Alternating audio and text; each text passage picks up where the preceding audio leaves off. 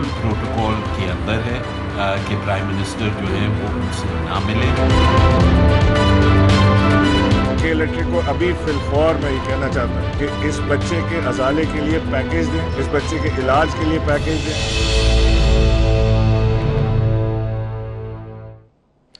Welcome नाजरीन, programme DNA के साथ हाजिर हैं। मैं हूं अंजुम रशीद और मेरे साथ हैं सीनियर सहाफ़ी खुशनूद अली खान। नाज़रीन, आज खावर मानेका का मुकदमा जो है वो सुप्रीम कोर्ट में ज़ेर बहस आया। फिर सुबह सदारती इलेक्शन है और इमरान खान की आज मुलाकात है चीफ ऑफ आर्मी स्टाफ से, और इसके अलावा और बहुत सी सरगर्मियाँ हैं। इन सब पर बात करेंगे। सबसे पहले हम बात करेंगे जो सुप्रीम कोर्ट ने आज जो कहा है।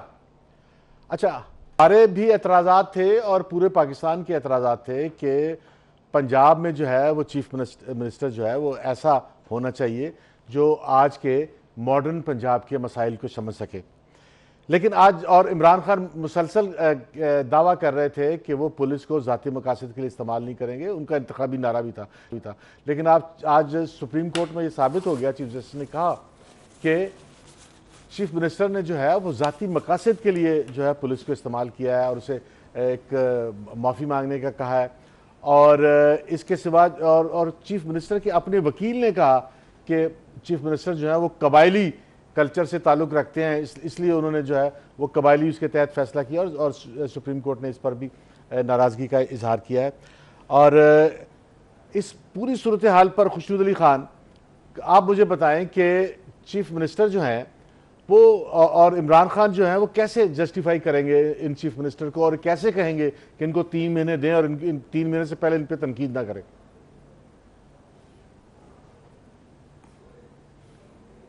बिस्मिल्लाहिर्रहमानिर्रहीम। अनगिनत दरूद व सलाम जनाब मोहम्मद रसूलुल्लाह सल्लल्लाहु अलैहि वसल्लम की ज़ात पर, उनकी आल पर और उनकी औलाद पर। अंजुम रशीद साहब, आपने एक पर्टिकुलर सवाल कर दिया। मैं इस पर बोलूँगा तो स्टार्ट में ही मेरे ख्याल है मेरी स्पीड जो है वो 440 वाली हो जाएगी। लिहाजा मैं बिल्कुल और तरफ जाता हूँ कि ये पाकिस्तान में पहली मर्तबा हो रहा है कि मीडिया के ज़रिए लोगों की एजुकेशन हो रही है। उन्हें जो कानून और आइन है उससे भी आगाही हो रही है। और कैसे, मसलन हमने तो यही सुना था कि चीफ एग्जीक्यूटिव जो है सूबे का वो बेपनाह इख्तियारात का मालिक होता है, बल्कि वो छोटा सा वो भी होता है। तो अब पता चला है कि वो सियासत से आकर, यानी सियासी आदमी होकर सियासत करके जीत कर आकर सियासत नहीं कर सकता, सियासी असर और रसूख इस्तेमाल नहीं कर सकता।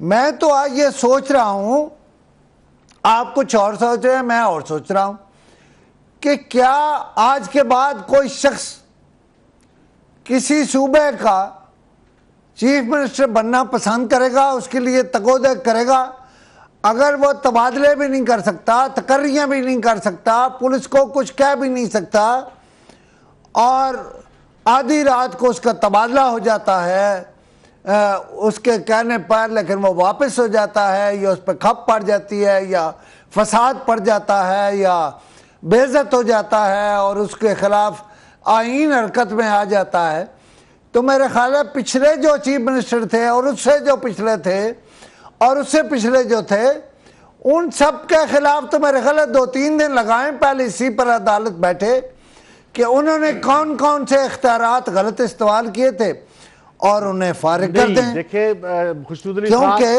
अली खान इस ये जो वाकया है, हाँ, खुशनूद अली खान, पाकिस्तान जो है वो बादशाहत से निकलकर जमहूरियत में आ गया है, और जमहूरियत में जो है वो जाती मामलात के लिए रियासत को इस्तेमाल नहीं किया जाता, वो अवाम के मफादात के लिए रियासत को इस्तेमाल किया जाता है। शुक्र अल्लाह का आपने मान लिया, शुक्र अल्लाह का कि आपने मान लिया कि ये बादशाह से निकलकर जमहूरियत में आ गया है, वरना इमरान खान के लिए हम शुरू होते हैं अलिफ से और ये तक जाते और उसके खिलाफ ही बोलते जाते। बोले नहीं, लेकिन ये एक बात यह है कि ये पूरी दुनिया में हुआ है कि जहां जमहूरियत आई है वहां पर जो वजीर आला है, वजीर आजम है, वो जाती मकासद के लिए जो है वो पुलिस को और ब्यूरोक्रेसी को इस्तेमाल नहीं करता, वो अवाम के फायदे के लिए इस्तेमाल करता है। और इमरान खान ने जो है वो पूरी इलेक्शन जीता ही इस नाम पे है। इमरान खान ने तो इलेक्शन इस बुनियाद पर जीता कि मियां नवाज शरीफ चीफ एग्जीक्यूटिव कौन होता है, उसका इख्तियार क्या होता है? हाँ, सूबे का चीफ एग्जीक्यूटिव कौन होता है? चीफ एग्जीक्यूटिव का काम ये होता है कि वो चीफ एग्जीक्यूटिव के तौर पर अवाम की बेहतरी के लिए काम करे, लेकिन अवाम पर मजालिम अगर चीफ एग्जीक्यूटिव जो है, कौन सा बेहतरी? चीफ एग्जीक्यूटिव अगर जाती मकासद के लिए पुलिस को इस्तेमाल करेगा तो पुलिस पर रिश्वत कमाने के लिए अवाम को इस्तेमाल करेगी। पुलिस जो है वो कानून के मुताबिक काम करने की बजाय जो है वो पैसे कमाने के लिए और बादशाह को खुद खुश करने के लिए और अपने फायदों के लिए जो है अवाम को जिबा कर देगी। मांग रहे हैं खबर मानिका की बेटी से कि बेटी हम तुमसे माजरत करते हैं कि तेरे खिलाफ ये काम या तेरे साथ सलूक अच्छा नहीं हुआ, और दूसरी तरफ हम कह रहे हैं कि क्यों तब्दील किया चीफ मिनिस्टर को? तो चीफ वो जो एक लाइन है बाल बराबर, वो कहाँ है भाई? बात यह है कि अगर आपने डीपीओ को तब्दील करना है, एक तो ये कि आपको ये अख्तियार नहीं है। आप 2018 में आए हैं उस्मान बुज़दार साहब, आप किसी पुलिस अफसर को किसी के डेरे पे जाकर उसके पांव को हाथ लगाने का नहीं कह सकते। आप जो है वो लंबा लेट के नाक से नकीरें लाइनें निकालने के लिए नहीं कह सकते। आप जो है ये कबायली निजाम तो खत्म हो गया है कि उस्मान बुज़दार ने कहा या नहीं कहा, ये तो डीपीओ का बयान है, तय होना है, ये भी तय होना है, ये तय नहीं होना। वो जो गुज्जर साहब हैं वो कह रहे हैं कि मैं भी तमाम कॉन्सिक्वेंसेस जो है वो भुगतने को तैयार हूं। तय होना है, अभी तय नहीं हुआ। सुप्रीम कोर्ट हो गया, सुप्रीम कोर्ट इंक्वायरी अफसर नहीं है, ये तय हो गया कि उसे कहा गया था चीफ मिनिस्टर के। मैं तो नहीं मानता कि ये तय हो गया, अभी ये तय होना, अभी ये भी तय होना है कि मानिका साहब की बेटी के साथ कोई बदसलूकी हुई या नहीं हुई। अगर वो बदसलूकी हुई है तो उसकी अलग कानून के मुताबिक सजा होनी चाहिए थी, उसका रिटन नोटिस होना चाहिए था और उस पर एक्शन होना चाहिए था, उस पर कार्रवाई होनी चाहिए थी। लेकिन चीफ मिनिस्टर जो है वो अब चीफ मिनिस्टर हाउस में बुलाया गया डीपीओ को, ये तयशुदा है, ये साबित है, और उसने अपने एक दोस्त से कहा कि तुम उसके घर जाके माफी मांगो। पुलिस वाला जो है वो हमारी गलती पर हमें रोकता था, हमेशा पुलिस वाला मुअत्तल होता था।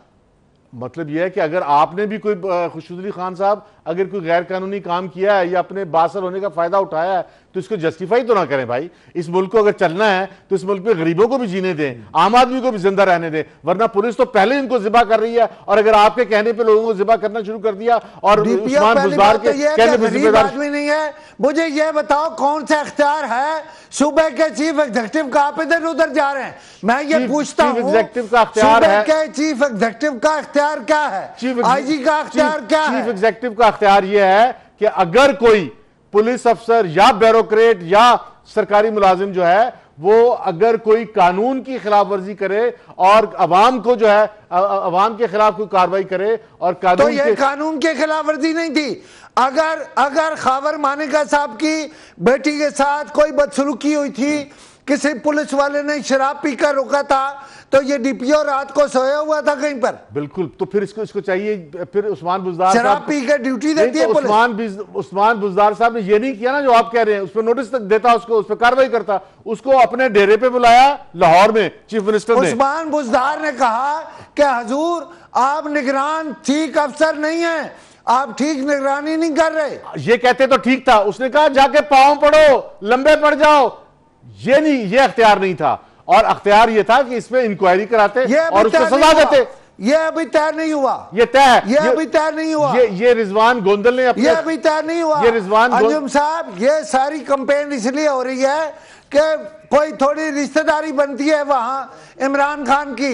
हम लोग जो मीडिया वाले हैं ना, हम जब किसी के पीछे पड़ जाते हैं, खते पड़ जाते हैं, तो उसे बड़ा खराब करते हैं। ये असल में इमरान खान को खराब कर रहे हैं। नहीं, इमरान खान को वो उस फैमिली से उसने शादी कर ली, ये पाकिस्तान, उसके बाद भाई पाकिस्तान के अवाम का हक है कि पुलिस जो है उनके साथ ज्यादती ना करे, पुलिस कानून के और आइन के मुताबिक काम करे। लेकिन अगर आप पुलिस से माफी मंगवाएंगे और पुलिस को रात 2 बजे, और एक बात रह गया है, अगर ना वज़ीर आला रह गया, ना किसी के पास कोई इख्तियार रह गया है। सवेरे उठ के आप एक काम शुरू करते हैं और शाम को खत्म करते हैं। आप नहीं जरदारी साहब ने क्या कहा था? ऐसा नहीं हुआ। जरदारी साहब ने क्या कहा था कराची में? खुशबू खान सुनो, ये नहीं हुआ ये कि जो डीपीओ का लाहौर आना तो साबित है, लाहौर उसको चीफ मिनिस्टर बुलाया गया। क्यों सुनूं? मैं आपसे जो सवाल कर रहा हूं उसका जवाब दें। मैं दे रहा हूं, जवाब दे रहा हूं ना कि डीपीओ को लाहौर बुला के रोजाना शुरू हो जाते हैं। इमरान खान, वजीर आला बुज़दार, उस्मान बुज़दार। मैं बड़ा जमहूरियत पसंद हूं, मैं बड़ा नकाद हूं, लेकिन आपने अब उस वजीर आला बैठा है कुर्सी पे और वो वहां सो जाए, वो वहां हाथ पांव छोड़ दे, नहीं वो कलम की तरह बैठ जाए, वो कानून पे अमल दरामद कराए, वो आइन पे अमल दरामद कराए, वो बता तो दो, वो पुलिस को आइन के कानून के मुताबिक काम करने का अख्तियार दे। गाजी खान से आपने उसको खेल बना दिया है। अच्छा, नाज़रीन ये जारी रहेगी। एक छोटी सी ब्रेक है, ब्रेक हमारे साथ रहिएगा। होना चाहिए या नहीं होना चाहिए, खुशनूद अली खान, यहां पर जो एतराज की बात यह है कि अगर आपने किसी का तबादला करना है तो कानून के मुताबिक लिख कर तबादला करें। रात को 2 बजे सोए हुए आदमी को उठा के तबादला करने का मतलब यह है कि आप इसे जाती प्रॉपर्टी समझ रहे हैं और जो है वो आप किसी को माफी मांगने की हिदायत कर रहे हैं। इसका मतलब आपके जाती गुलाम है। आप कानून और आइन के तहत इस पाकिस्तान को चलाएं।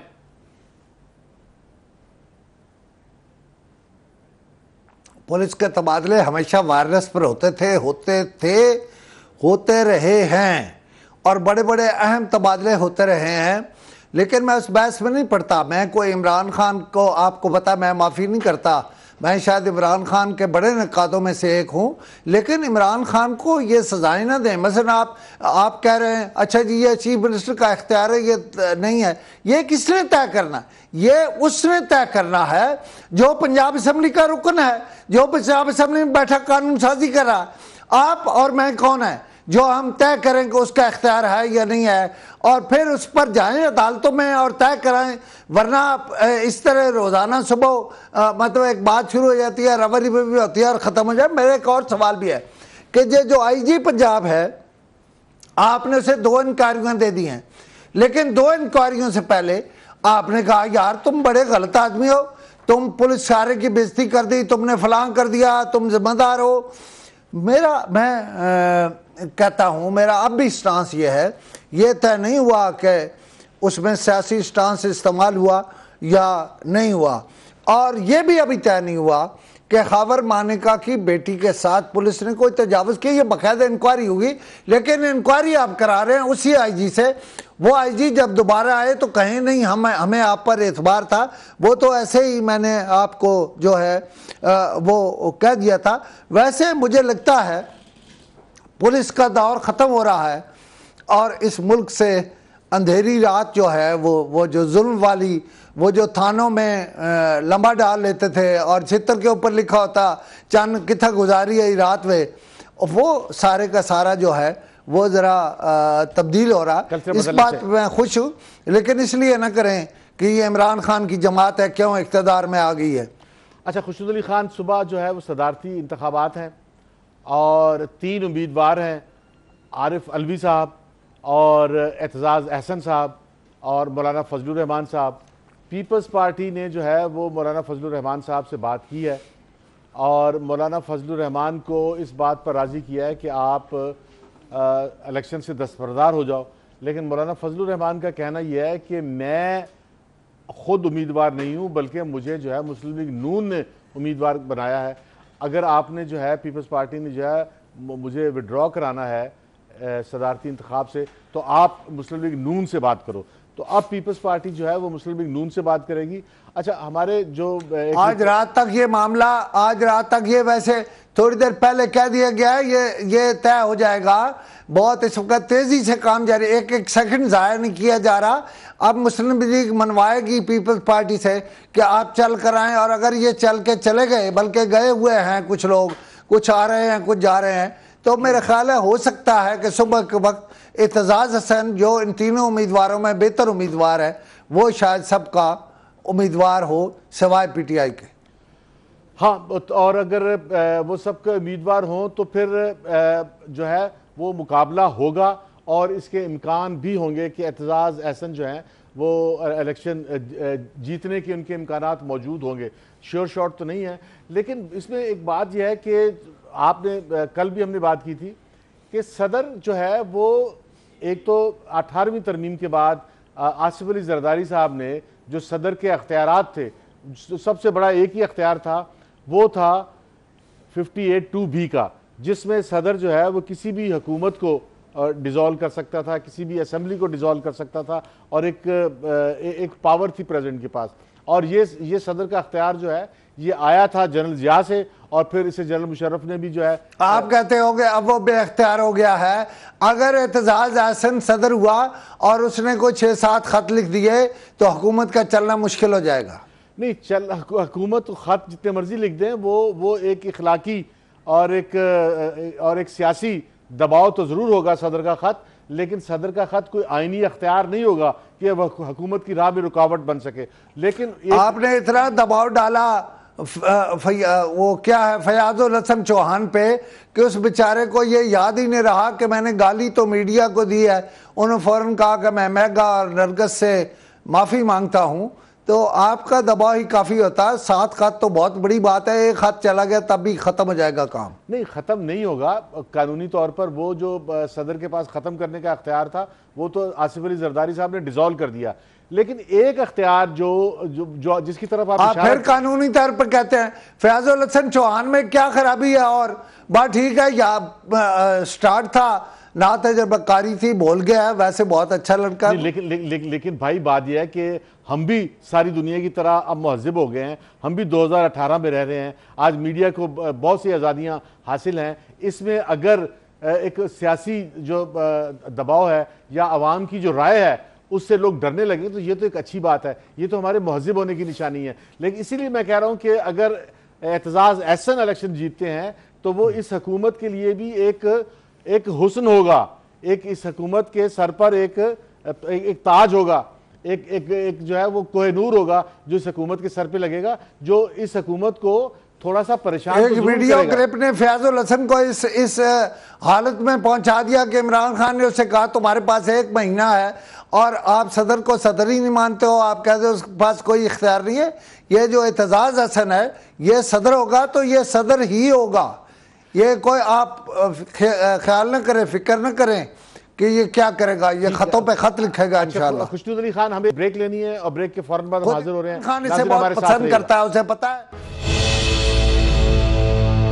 कल बहुत कशीदा है और जलालाबाद का जो पाकिस्तानी कौंसल खाना है वो गुज़श्ता 1 हफ्ते से बंद है। और अब जब से जो है गुज़श्ता 1 साल से पाकिस्तान की आर्मी ने जो है वो अफगान पाक बॉर्डर को सचमुच का बॉर्डर बना दिया है। पहले तो ये जो है ये रौले गोले में था, जितने उधर से लोग बगैर इजाज़त के आ जाते थे, बगैर इजाज़त के उधर चले जाते थे, ये कोई बॉर्डर इसको तस्लीम ही नहीं कर रहा था। अफगानिस्तान भी बॉर्डर नहीं समझता था और हम भी इसको लाइटली ले रहे थे। अब जब से इसको हमने बॉर्डर बनाया है तो अब जितना भी बिजनेस होता है वो जलालाबाद कौंसल खाने से पाकिस्तानियों के वीज़ा मिलता है और इस तरफ जो है वो अफगानिस्तान का वीज़ा मिलता है। इसलिए जो अफगान अमेरिकी फ़ौज को जो असला चाहिए वो भी रुका हुआ होगा, लाजमन है। और जो काबुल में और खाने पीने की आटा चाहिए, दूसरी चाहिए, वो भी रुका होगा। और जो उधर से आने हैं वो भी रुका होगा। तो ये एक शदीद क्राइसिस है और पाकिस्तान जो है वो जलालाबाद का कौंसल खाना फौरी तौर पे खोलने को तैयार नहीं है। इसके अलावा जो है वो पोम्पियो जो अमरीकी वज़ीर ख़ारिजा उन्होंने भी आना, लेकिन पहले आप जलालाबाद पे बात कर लें। देखें, जलालाबाद पे बाद में बात करूंगा। पहले हमारे प्रोड्यूसर अली शायद कह रहे थे कि इस दौरान कोई रिपोर्टर शायद बीपर पे आना चाहता था और वो बताना चाहता था कि मौलाना फजल रहमान जो है वो 11 बजे प्रेस कॉन्फ्रेंस कर सकते हैं और वो विड्रा कर सकते हैं। तो ये हम गुफ्तगू कर चुके हैं कि बातचीत जारी है और किसी भी वक्त जो है कोई ख़बर आ सकती है। अब आ जाऊँ आपकी तरफ। मैं समझता हूँ सिर्फ जलालाबाद नहीं डिस्कस हुआ प्राइम मिनिस्टर से, असल में पोम्पियो की आमद जो है वो डिस्कस हुई है। अच्छा, पोम्पियो की आमद पे जो आर्मी चीफ हैं पाकिस्तान के, जाहिर है हमारे रज़ा रब्बानी साहब कह रहे हैं कि उनसे नहीं मिलना चाहिए, वजारत ख़ारजा में अलग इजलास हो रहे हैं, और जब पोम्पियो आएगा तो वजारत ख़ारजा में मुमकिन है 2-2.5 घंटे की मीटिंग हो जाए और उसके साथ सारे मौज़ूआत पे, सारे मुतनाज़ मामलात पे, और इस ये जो उन्होंने हमारी इमदाद रोकी है, जिसे रज़ा रब्बानी साहब के बकौल ये हमारा वो पैसा है जो हमने कुर्बान किया है, ऑलरेडी हम लगा चुके हैं, वो अमेरिकनों ने हमें मुआहदे के तहत देना था, लेकिन अब वो उससे मुकर गए हैं। मगर आर्मी चीफ जो है जनरल कमर जावेद बाजवा, उनके कुछ और कंसर्न्स है। आपको पता है पेंटागन और पाकिस्तान का GHQ बहुत आपस में करीबी रिश्ते में रहे हैं, राब्ते में रहे हैं। लिहाजा इमरान खान साहब जो हैं, उनकी अगर 15 मिनट की भी पोम्पियो से मुलाकात हो तो पहले 2 लोगों ने उन्हें बताना है, एक फ़ौज ने और एक वजारत ख़ारजा ने। मैं समझता हूँ जो फ़ौज वाला हिस्सा था वो जनाबे जनरल कमर जावेद बाजवा साहब ने इमरान खान को पूरा बता दिया, और ये भी बता दिया है कि वो कौन सी बात है जिसका असर अमरीकियों पर इस तरह होगा। इसमें यह भी तय हो गया है कि वो कौन से इश्यूज हैं जिस पर इमरान खान ने उन्हें बताना है कि अब नवाज शरीफ नहीं रहे, अब हमारी खारजा पॉलिसी या ताल्लुकात जो है वो ज़रा और बल्कि बराबरी की बुनियाद पर होंगे अगर हम आपके हिस्सा हैं अफ़गानिस्तान में।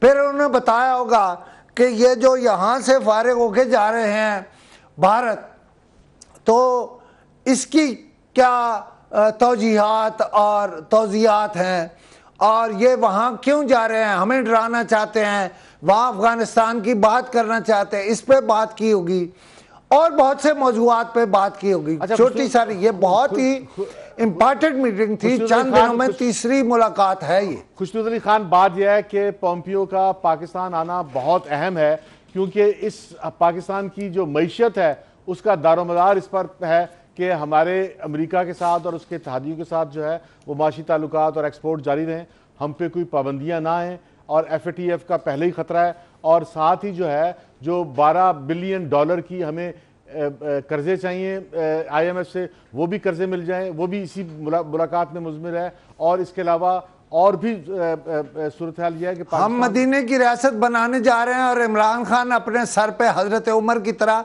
पत्थर रख कर दरख्त के नीचे सोएंगे और वहीं मिला करेंगे बैनुल-अक़वामी वफूद को, और हो सकता है पोम्पियो से मुलाकात भी ऐसी ही हो। नहीं, पोम्पियो को जो है वो रज़ा रब्बानी साहब का जो मुतालबा है कि वज़ीर आज़म पोम्पियो से ना मिले। रज़ा रब्बानी साहब असल में पॉलिटिशियन है, वो जो है वो इमरान खान को मुश्किल में फंसाना चाहते हैं, इमरान खान को आउट करना चाहते हैं। अगर इमरान खान पोम्पियो से ना मिले तो इसका सीधा मतलब यह है कि पाकिस्तान के ऊपर जो है वो अमरीकी पाबंदियाँ का हम मुतालबा कर रहे हैं, और जबकि अमेरिका ये कह रहा है कि अच्छा चलो एक बात का जवाब दे दो, 15 दिनों में वो कौन सी बात हुई है कि ये मुल्क जो है रियासत मदीना की तर्ज का होता जाए, जिससे पता लगता हो कोई सिंबॉलिक बात।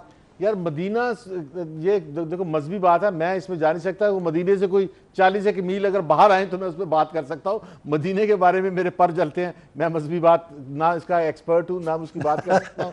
अभी तक जो है वो सूरत हाल ये है कि पाकिस्तान और अमेरिका के ताल्लुकात मुझे बेहतर होते दिखाई नहीं दे रहे, क्योंकि फवाद चौधरी साहब का एक इंटरव्यू आया है और उसमें उन्होंने कहा है कि अमेरिका ने अफगानिस्तान के अंदर भारत को जो किरदार दिया है वो पाकिस्तान के लिए काबिल कबूल नहीं है, हमने पहले डिक्लेयर कर दिया है। और अमेरिका जो है वो भारत का जो किरदार है काबुल में ना वो वापस लेने पर तैयार है, बल्कि पाकिस्तान पे इल्जाम लगा रहा है। का अफगानिस्तान में किरदार सिर्फ यही हो सकता है कि वो उस दलदल में फंस जाए जिसमें बरतानिया फंसा था, जिसमें अमेरिका फंसा हुआ है।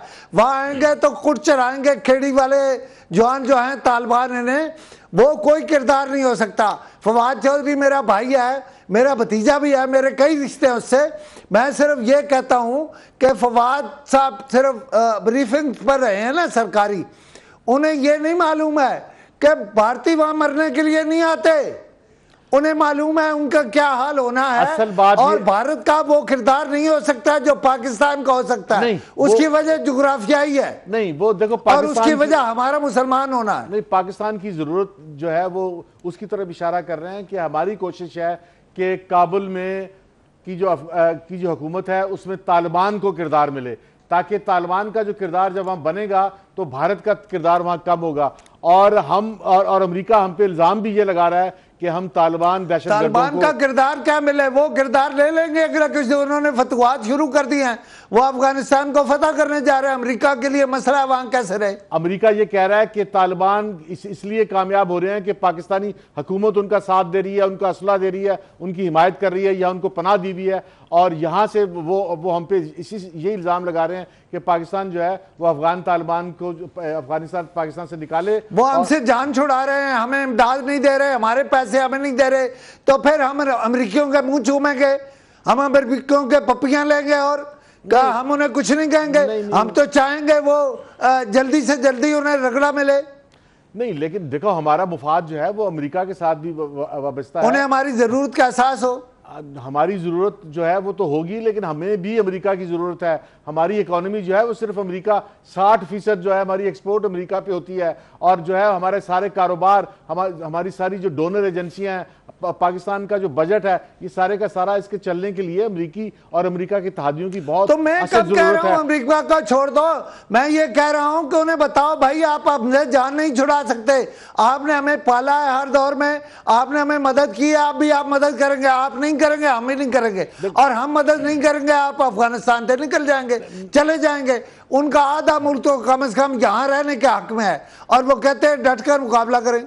देखिए, अगर वो यहाँ से निकल जाते हैं और वो पाकिस्तान की वजह से निकल जाते हैं, इस दबाव पे निकल जाते हैं, तो एक तो ये है कि दुनिया में दहशतगर्दी भी ख़त्म नहीं होगी, और दूसरा जो है वो पाकिस्तान को आप पूरी दुनिया की हिट लिस्ट में लाना चाह रहे हैं। इससे पहले देखो शुमाली कोरिया और ईरान का न्यूक्लियर जो है वो पूरी दुनिया के लिए दर्द-ए-सर बना हुआ था और अमेरिका वहाँ पे हिट करना चाह रहा था। अब वो जगह सॉफ्ट कॉर्नर सॉफ्ट हो गई है। अब शुमाली कोरिया ने अपना न्यूक्लियर जो है वो डिस्ट्रॉय करने का फैसला कर लिया है। ईरान ने ये कह दिया है कि वो न्यूक्लियर नहीं बनाएगा। अब आप जैसे लोग चाहते हैं कि वो पाकिस्तान पे हमला कर दें और पाकिस्तान का जो न्यूक्लियर उनके टारगेट पे आ जाए, और वो पहले ही कह रहे हैं कि पाकिस्तान पे कभी भी जो है वो इंतहा पसंदों का कब्जा हो सकता है और ये न्यूक्लियर जो है वो दुनिया के लिए खतरा बन सकता है। हमें इस तरह की पोजीशन लेने की जरूरत नहीं है। हमें उनको बताना पड़ेगा कि हम महज़िब लोग हैं और हम न्यूक्लियर एक बात कहूं मजाक में, कल ये इमरान खान को जब पोम्पियो से मिलाए ना, जब वो आए तो हमारे जो तलगंग की जो लैंदी, उसको लैंदा कहते हैं, लैंदे वाली साइड है और जो मियाँ वाली है, उसमें जो पगड़ है ना वो ये कबायलियों वाला पगड़ है। तो इमरान खान नियाजी को कल वो पगड़ पहन के पोम्पियो से मिलना चाहिए। बस वो मेरा ख्याल है वो पगड़ पहन के अगर मिल लेगा ना तो मैसेज चला जाएगा कि ये इमरान खान भाई वो नहीं है जिससे कोई डर या खतरा है, ये तो सारा उस कल्चर को भी जानता है, ये वही है। लिहाजा मैंने ये बात की तो अजराए मजाक है, लेकिन मैं आपको बताऊं अमेरिकियों का तबक रोशन हो जाएंगे। नहीं, लेकिन हमें तबक नहीं रोशन करने, हमें पाकिस्तान को रोशन करना है, पाकिस्तान को बर्बादी की तरफ नहीं लेके जाना है। एक छोटी सी ब्रेक है नाज़रीन, ब्रेक के बाद हम हाजिर हो रहे हैं, हमारे साथ रहिएगा। इमरान खान साहब ने जो है वो पाकिस्तान में 50 लाख घर बनाने के लिए जो है वो सरगर्मी का मुजाहरा किया है, लेकिन खुशनूद अली खान इसमें देखने वाली बात यह है कि इस 50 लाख घर बनाने में प्राइवेट पार्टीज़ को इनवाइट किया जाएगा। तो फिर देखने की बात यह है, गौर करने की बात यह है कि ये घर किसके लिए बनेंगे, ये कौन खरीदेगा, क्या ये गरीबों को ही जाएंगे या ये फिर एक लूटमार का जरिया बन सकता है कि ये अमीरों के लिए जाएं, या फिर ये करप्शन का नया रास्ता खुल सकता है। क्योंकि पाकिस्तान में इससे पहले जो है वो मियां नवाज शरीफ ने भी ये घर बनाए हैं, इससे पहले जो है वो जुनेजो साहब ने भी घर बनाए हैं और शहबाज शरीफ ने अभी घर बनाए हैं आशियाना वाले। इन सब में करप्शन के जो है वो रास्ते खुले और पाकिस्तान में जो है वो बहुत खराबियाँ आई। अब इमरान खान को चाहिए कि वो ये घर बनाने से पहले इस बात की वजाहत करें कि ये घर किन लोगों को दिए जाएंगे और किस तरह से बनाए जाएंगे, और इसमें शफाफियत जो है ट्रांसपेरेंसी जो है उसका क्या बंदोबस्त होगा, वरना ये तो लूटमार भी बन सकती है।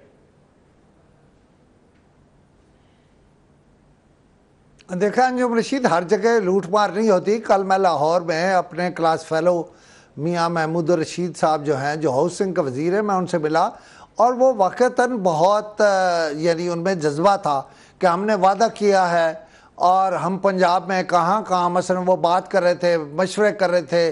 फिर उन्होंने बताया कि लोग जॉइंट वेंचर्स के लिए तैयार हैं। अच्छा, जॉइंट वेंचर करना कोई करप्शन नहीं होती। दूसरा मैं समझता हूँ इनके यहाँ, मैं तो अब अलीम खान के बारे में रोज़ ही सवाल करता हूँ कि वो नैब में है और इमरान खान की हुकूमत में वज़ीर हैं, पहले उनका ये मामला तो तय करें। लेकिन अलीम खान को बहरहाल तजर्बा है, वो भी तजर्बा है जिसके ज़िक्र आप कर रहे हैं, और दूसरे वाला तजर्बा भी है कॉलोनी बनाने का। तो मियाँ महमूद रशीद और इनके साथ जो टास्क फोर्स काम कर रही है, मैंने सिर्फ पंजाब की अगर बात करूं तो मेरा ख्याल ये है, मैंने खुशनसीब खान यही निशानदेही करनी थी कि इमरान खान को जो है हम चाहते हैं कि इमरान खान कामयाब हो, हम चाहते हैं कि पाकिस्तान को 50 लाख घर मिले, हम चाहते हैं कि पाकिस्तान में 1 करोड़ नौकरियां आए, लेकिन इसके लिए अभी से इमरान खान को इकदाम करने होंगे कि ये ट्रांसपेरेंट। आपने मुझे रोक दिया, मैं डर गया कि शायद मैं इनको गलत बात कर दिया। नहीं, गलत बात भी आप करते रहते हैं, कोई नई बात तो नहीं है। अच्छा, अब खुशनसीब खान, मैं इस पे बात करना चाह रहा हूं कि आज जो असद उमर साहब ने जो कहा है कि बिजली की के जो है वो जो नादहिंदगान है और जो बिजली चोरी करते हैं उन तमाम के कनेक्शन काट दिए जाएं और उनके खिलाफ कार्रवाई की जाए।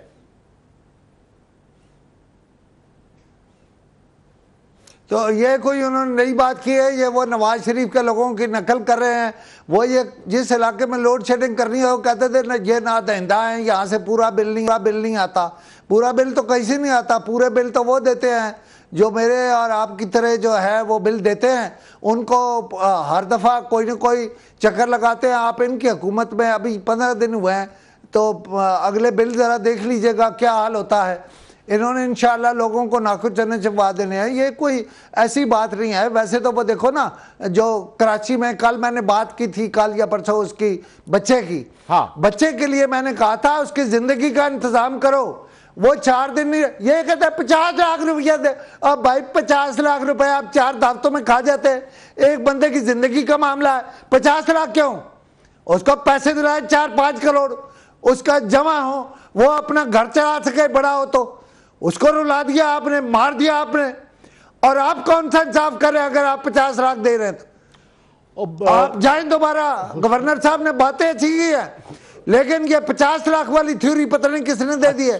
50 लाख आज के दौर में कोई पैसा नहीं है, 4 दिनों में खत्म हो जाता है। खुशनूद अली खान, आप बिल्कुल ठीक बात कर रहे हैं कि 50 लाख की कोई हैसियत नहीं है। एक बच्चे को जो है वो एक इदारे की वजह से उसके दोनों बाजू कटे हैं, और 50 लाख कोई चीज़ नहीं है। उसको कम से कम 6-8 करोड़ मिलने चाहिए ताकि वो आइंदा ज़िंदगी में जो बाजुओं की वजह से कमी है उसको वो पूरा कर सके। लेकिन मैं आपको वाकया बताऊं कि अभी कल जो है वो कराची के मेयर जो वसीम अख्तर हैं, उन्होंने अजीबोगरीब बात की। उन्होंने कहा आप इनके सिर्फ बिजली के बिल माफ़ कर दें। मतलब उनकी सोच देखें आप कि वो सिर्फ बिजली के बिल माफ़ करा रहे हैं, और इतना बड़ा जुल्म हुआ है। और ये जो वाकया है जो आप कह रहे हो कि अगर 8 करोड़ रुपए वो जो है ना, वो सुन लें, एमक्यूएम जो हमेशा इजारादार रही है, एमक्यूएम ने हमेशा लोगों को मरूने मेहनत रखा है, एमक्यूएम ने हमेशा लोगों पर जुल्म किया है और लोगों को हमेशा कैंडे में रखा है, पंजाबी जिसको कहते हैं। उनकी सोच इतनी थी। अच्छा 50 वसीम साहब, आप अल्लाह ना करे आपके बच्चे के साथ ये हो जाए तो बिजली का बिल माफ हो जाएगा तो आप चलने लगे। ना करें यार, ऐसा ना करें। लोगों को खुशहाल करें, लोगों को अपने दें, लोगों को खुशहाली से जिंदगी गुजारने दें। ये बड़ी गलत बात है। अभी आप बात कर रहे थे अंजुम रशीद के फलाना क्या, ये जो मानी साहब हैं जो बन रहे हैं क्रिकेट कंट्रोल बोर्ड के सरबराह, इमरान खान को पता नहीं ऐसे लोग कहाँ से मिलते हैं।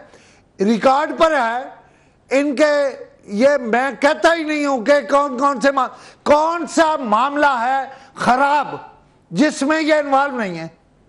सरफराज नवाज ने एक मुकदमा इन्होंने किया हुआ था, उसके खिलाफ इन्होंने वापस ले दिया वो केस में से उनका नाम, इसलिए कि वो साबित करने जा रहा था।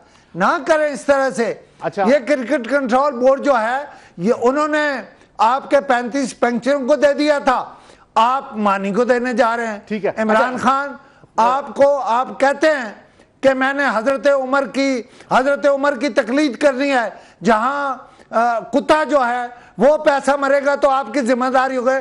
खुदा का खौफ करें, क्रिकेट कंट्रोल बोर्ड को इनके हथे न चढ़ने दें। अच्छा, खुशनुद अली जो खान, वहां होगा मैं तो बोलता रहूंगा इस बात पर। खुशनुद अली खान, इमरान खान साहब ने ऐलान किया था कि वो आते ही जो है वो स्विट्जरलैंड में जो है वो 200 अरब से ज्यादा पड़े हुए हैं, और दुबई में जो है वो कितने 100 अरब पड़े हुए हैं, और लंदन में पड़े हुए हैं, वो हम मंगवाएंगे। आज सुप्रीम कोर्ट ने जो है वो उस पर कहा है कि दुबई से और वहां से मंगवाया जाए। इन्होंने कहा भी है कि इनके पास कुछ इन्फॉर्मेशन है, लेकिन अब तक की सूरत हाल ये है कि ये बाहर से कोई पैसा ट्रेस नहीं हो पा रहा, और इनके इंफॉर्मेशन से काम चल जाता है। वहां वाली हुकूमत इनको पैसे दे देंगे, वो बंद कर देंगे लोगों की वहां इन्वेस्टमेंट, वो लोगों को डरा देंगे कि हमारे यहाँ पैसा ना लाओ। दुबई क्यों मशहूर है? दुबई में कहते हैं जिसने नमाज पढ़नी है वो नमाज पढ़े, जिसने कहीं और जाना है वो वहां जाए। हाँ, तो इस तरह से ना करें ना जो कुछ आप करने जा रहे हैं। मैं एक और बात करना चाहता हूं, यह इस्लामाबाद की, कि मैंने अगले दिन जिक्र किया था एक बिल्डिंग का कि फैजाबाद ब्रिज यूं ही क्रॉस करें तो दूसरी तरफ बन रही है, सीढ़ियों से सील किया। मैं कल गया हूं वहां, वो सील में भी काम चल रहा है, भर्ती भी पड़ रही है, वहां काम भी हो रहा है, वहां सेल भी हो रही है।